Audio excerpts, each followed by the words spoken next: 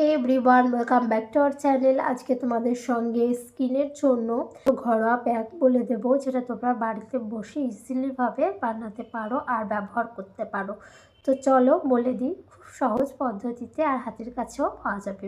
1 নম্বরে হচ্ছে বেসন এবং হলুদ। বেসন আর হলুদ এত ভালো কাজ করে।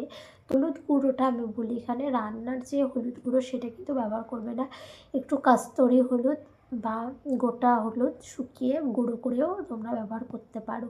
তো কিভাবে ব্যবহার করবে, তো চলো ফার্স্টে আমি বলি।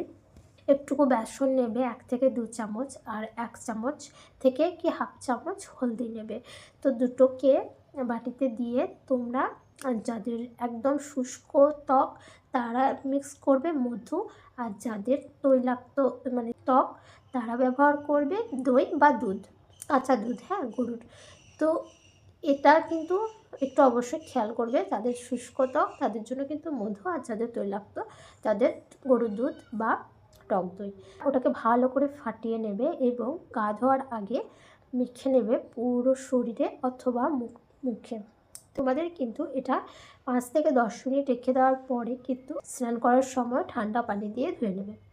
এটা তোমরা যদি 1 মাস কন্টিনিউ করো, তোমাদের স্কিন হবে উজ্জ্বল এবং খুবই নরম এবং উজ্জ্বলতা কিন্তু বাড়াবে। 2 নম্বরে হচ্ছে টক দই এবং মধু।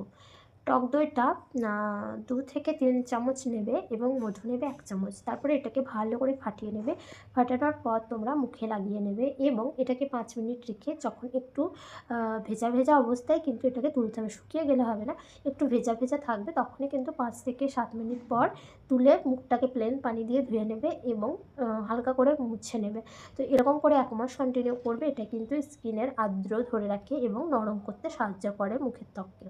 3 নম্বরে হচ্ছে চালের গুঁড়ো এবং অ্যালোভেরা জেল। তোমরা চালের গুঁড়োটাকে ভিজিয়ে নেবে এবং ভিজিয়ে পানি শুকোতে দেবে রোদে, তারপরে গুঁড়ো করে নেবে। আর এটাকে একটা কন্টেনারে ভরে তোমরা এটাকে ব্যবহার করবে।